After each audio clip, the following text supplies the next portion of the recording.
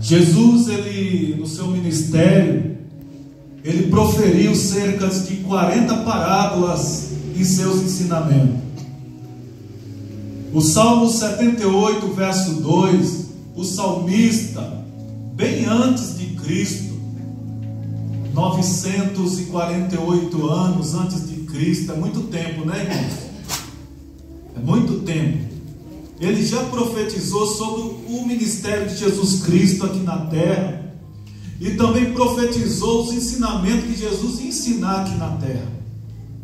O salmista, no Salmo 78, verso 2, o salmista vai dizer: em parábola abrirei a minha boca e proferirei enigmas do passado.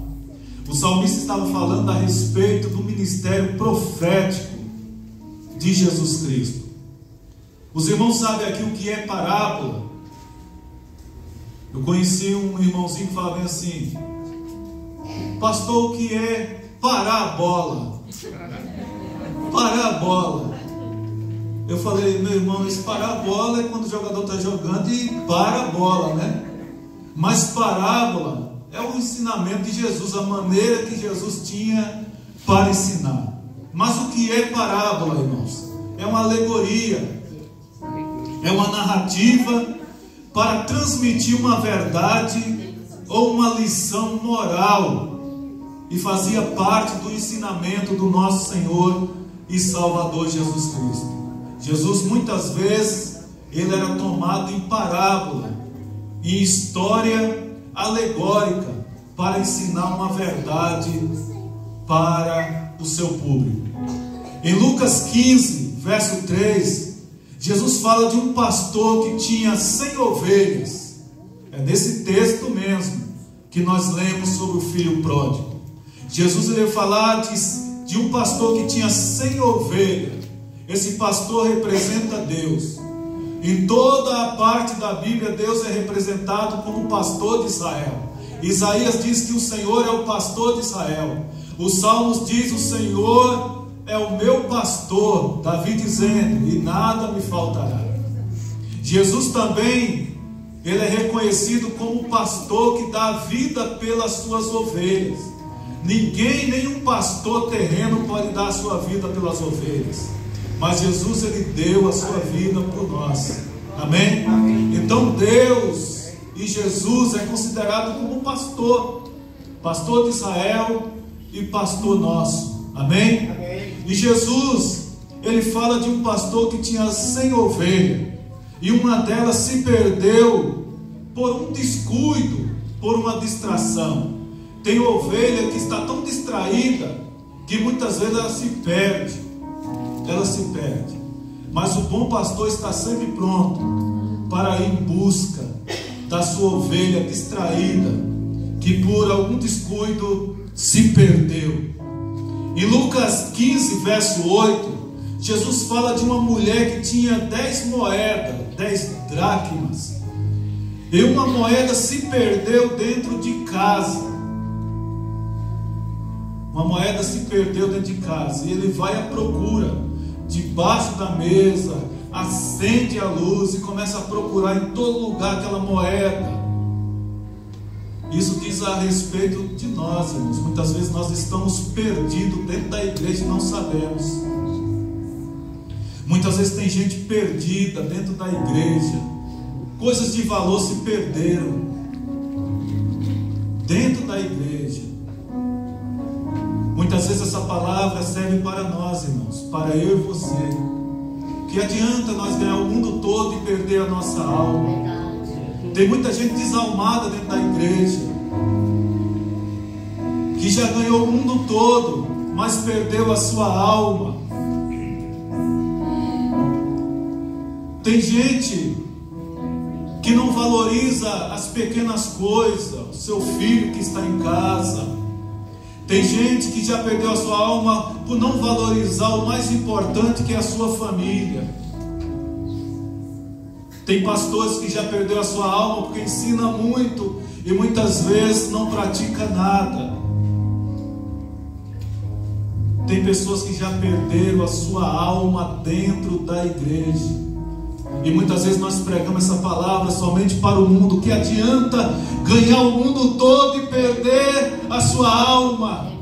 Quando encontramos pessoas lá fora perdidas, que adianta ganhar o mundo todo e perder a nossa alma? E muitas vezes dentro da igreja tem pessoa desalmada, que está somente com o corpo físico, mas já perdeu a sua alma e precisa ser encontrada, precisa ser achada novamente.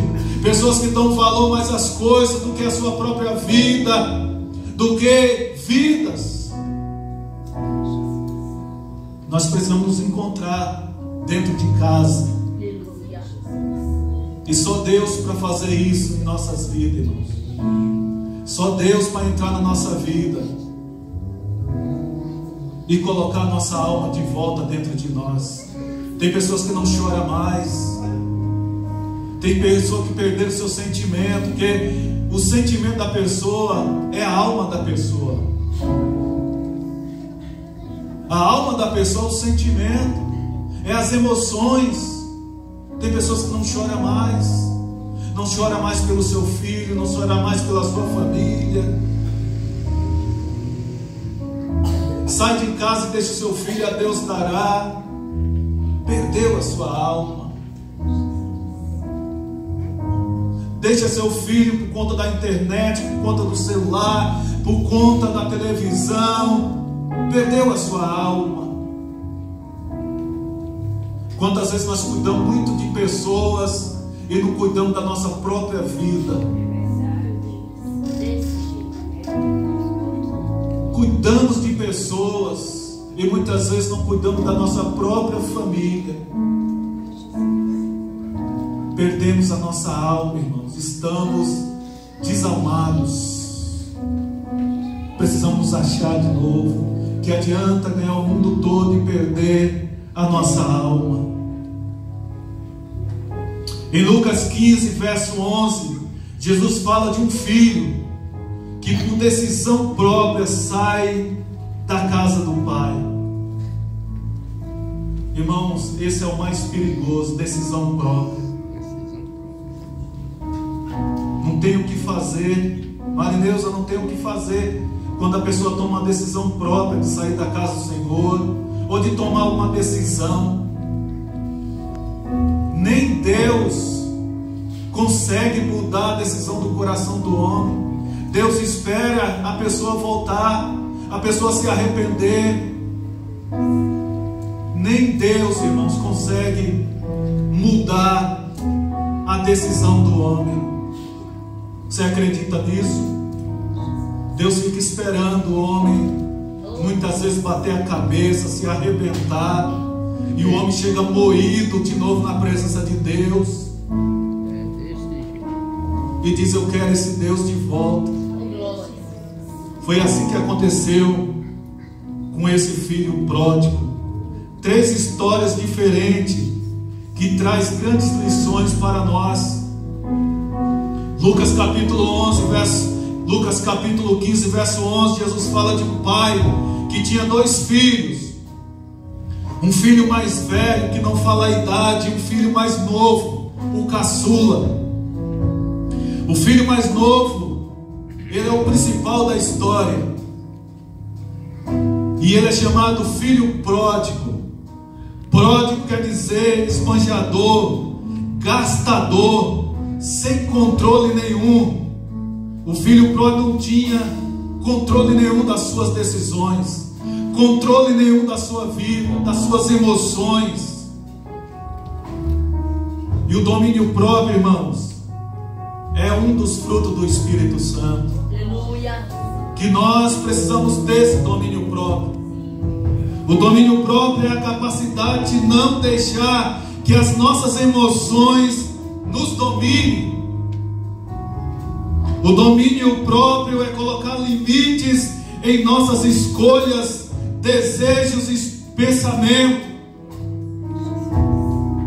O filho mais novo, ele chega para o pai e diz: pai, dai-me a parte da herança que me pertence.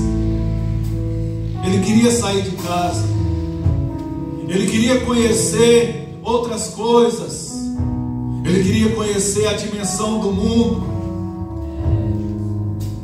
Ele queria sair fora da casa do pai. Ele queria provar das coisas do mundo. E o filho pródigo aqui estava revelando qual era a base do seu relacionamento com o pai. Ele chegava ao pai apenas com interesse. Quantos de nós, irmãos, estamos servindo a Deus somente por interesse? Somente por interesse. Mas não servimos a Deus por aquilo que Ele é, por ser o nosso Salvador, nosso Pai, por cuidar de nós. E muitas vezes nós estamos na igreja somente por interesse. Estamos vendo isso, irmão, nos últimos dias. As pessoas têm se aproximado de Deus, com o desejo de Deus ser o gênio da lâmpada de Aladim, que resolve tudo. Resolve a sua vida emocional, resolve a sua situação, seus relacionamentos pessoais, sua vida financeira. Aí corre para a casa de Deus. E tem muitos crentes desiludidos com Deus, porque muitas vezes Deus não faz aquilo que nós queremos. Deus não dá aquilo que nós pedimos, porque Deus não é o gênio da lâmpada de Aladim, que você enfrega e pede 3 pedidos, faz 3 pedidos e imediatamente acontece. Deus não é isso, irmãos. Tudo tem que ser na vontade de Deus. Tudo tem que ser na vontade de Deus. E essa visão, irmãos, é perigosa quando enxergamos apenas os direitos de filho. Dai-me isso, dai-me aquilo, faz isso, faz aquilo. E muitas vezes não acontece, e tem muita gente frustrada. Tem muita gente desanimada, porque não acontece o que você quer. Porque não é bem assim o Evangelho, não é bem assim o ensinamento de Jesus. Muitas vezes nós enxergamos o direito de filhos e não enxergamos os deveres que os filhos devem ter diante do Pai. Obediência, gratidão. Esse é o direito de filho para com o pai. Esses são os deveres do filho para o pai: ser obediente ao pai, ser grato ao pai, ter um coração grato, ter uma vida de obediência ao pai, andar em retidão ao pai, à lei do pai, aos mandamentos do pai. Esse negócio de se comunicar com Deus somente quando precisa, ou quando precisamos, isso não existe, irmãos. Nós temos que se comunicar com Deus toda hora, precisando e não precisando. Nós temos que buscar a presença de Deus.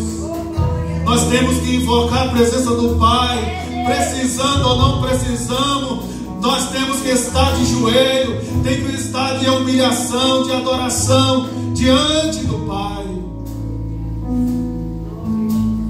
E esse filho pródigo, ele tinha uma visão limitada sobre o Pai.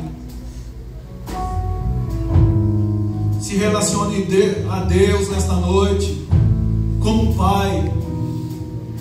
Veja Deus como alguém que você fale com Ele e que Ele te ouve. Veja Deus como alguém que cuida de você. Veja Deus como alguém que te ama. Veja Deus como alguém que quer relacionamento com você como filho. Veja Deus como aquele que cuida de você, aleluia, que te ama, que tem uma eternidade maravilhosa para você, que você não serve a esse Deus somente por interesse, mas que você serve esse Deus por amor. Se dedique mais ao Pai, abra mais seu coração para Deus, tenha mais intimidade com o Pai, entre no quarto do Pai, tenha intimidade com Ele, não fique no raso, somente na perdição, pedindo, somente por interesse, mas entre na profundidade. O Pai quer um relacionamento profundo com você. O filho pródigo pede a herança ao pai, e o pai divide a parte dele. Existia uma lei em Israel que era direito somente a terça parte para o filho mais novo, e o pai divide a terça parte para o filho, e ele pega o dinheiro, pega a herança, e ele vai para uma terra muito longe. Ele sai da presença do Pai, e o perigo é sair da presença de Deus. O perigo é sair da casa de Deus, uma terra que ninguém conhece Ele, uma terra longe. Muitas vezes as pessoas que se afastam de Deus, ele quer ir bem para longe. Ele não quer ter mais relacionamento com o crente, ele não quer mais ter relacionamento com a Bíblia, ele não quer ter relacionamento com louvores, ele quer ir bem para longe. Isso que acontece quando alguém quer se afastar da presença de Deus. E Deus queira que ninguém que está aqui nesta noite tenha esse pensamento, tenha esse desejo de se afastar, de ir para bem longe da presença do Senhor. E se tiver alguém aqui com esse desejo, com esse pensamento, como profeta de Deus, eu digo para você: volte para o Senhor.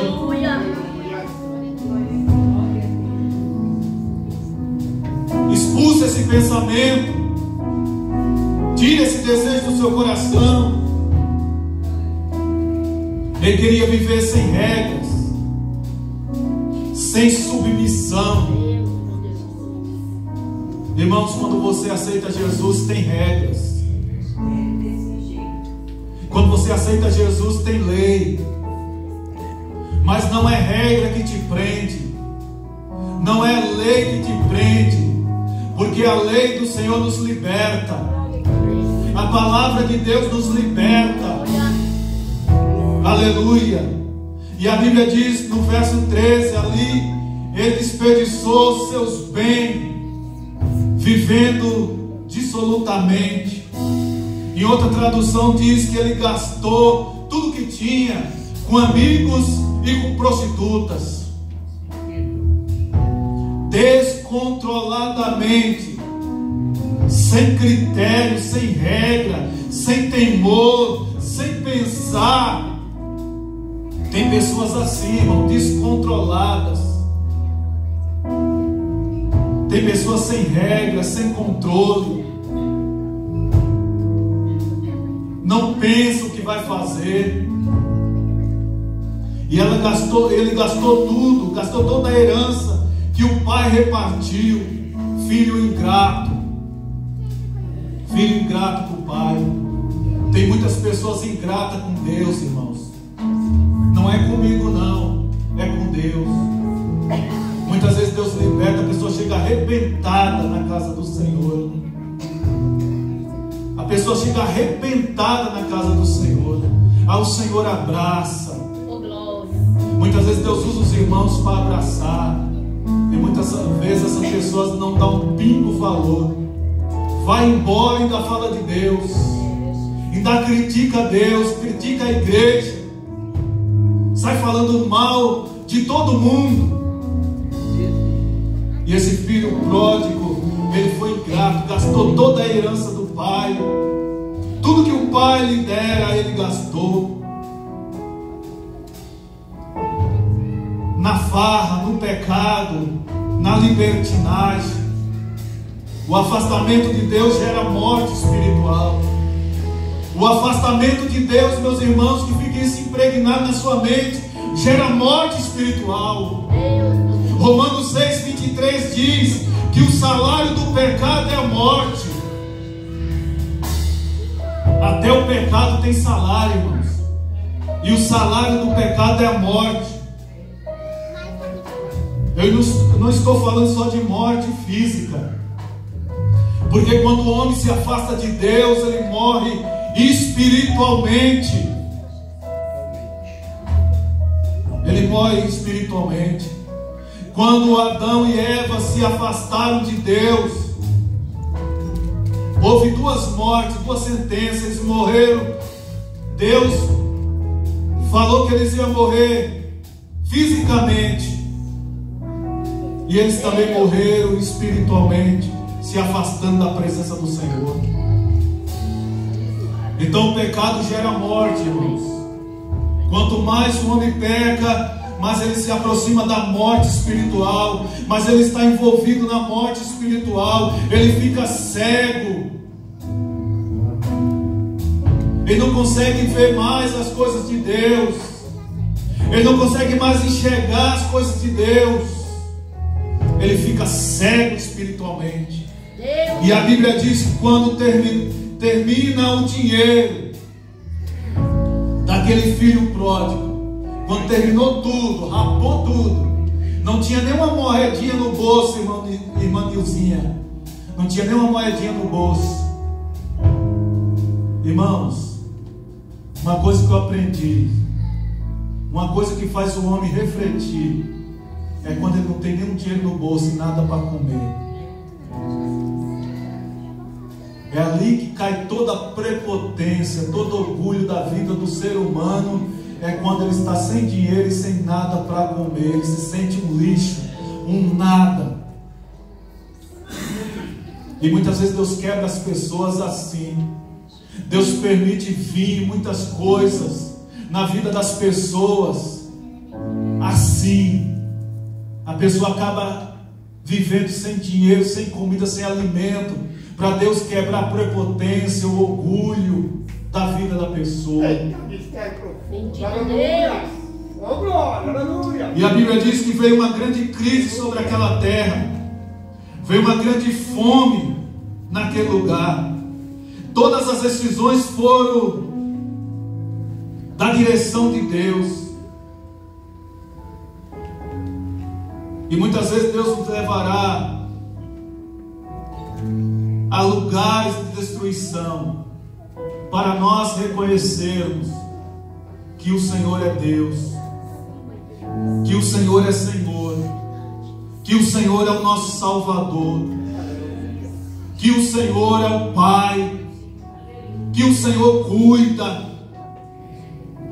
Provérbios 14:12 diz que há caminho que ao homem parece direito, mas o fim deles é morte e destruição. O filho pródigo estava vivendo a consequência da sua decisão, de sua saída da casa do pai. O filho pródigo se vê diante de uma situação terrível de fome, e ele começa a pedir emprego. Ele bate em uma porta, bate em outra. Que situação difícil, irmãos. Quem já ficou desempregado aqui, já bateu em porta e não tem vaga, não tem vaga, e passa tempos e tempos sem vagas. É duro ouvir um não tem vaga. Se acorda cedo e nada acontece, mas de repente alguém dá um grito para ele: ô moço, vem aqui, tem uns porquinhos para você cuidar, tem uns porcos aqui que você pode cuidar deles. E para o judeu, irmão, cuidar de porco era quebrar princípios, era quebrar lei. Presta atenção, Tem oportunidade que aparece na nossa vida, parece boa, que não são para você entrar. Parece boas as oportunidades, mas não é para você, meu irmão. Tem oportunidade para você se posicionar e dizer: eu não quero isso para a minha vida. Eu não quero isso para a minha vida, porque isso vai me afastar cada vez mais de Deus. Tem oportunidade que chega na nossa vida para tentar nos afastar de Deus, e nós precisamos tomar uma posição: eu não quero essa oportunidade, porque vai me afastar de Deus. São oportunidades que quebram princípios. Há oportunidade que não é para você aproveitar. Há lugares que não são mais para você frequentar. Já viu o crente na roda de ímpio? Já viu crente no samba? Já viu crente no rock? Já viu crente no reggae? Já viu crente no meio dos ímpios?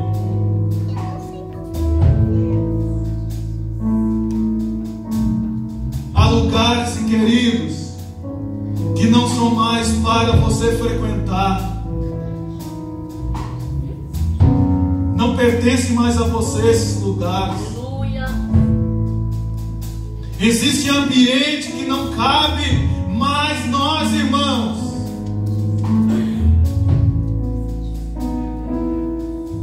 Não cabe mais nós. Ontem foi falado aqui, tem muitos crentes ouvindo músicas mundanas, indo para show.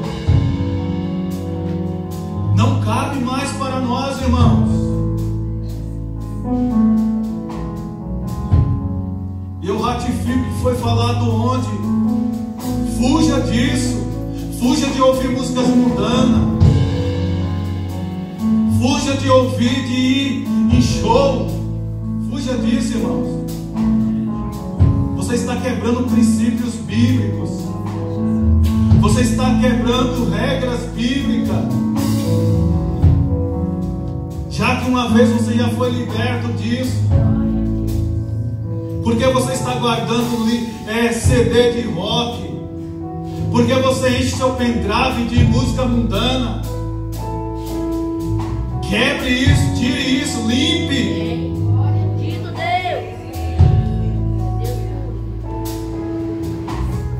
Lucas 15:16 diz que ele desejava se alimentar com a sobra que os porcos comiam, mas ninguém lhe dava nada. Já estava no fundo do poço.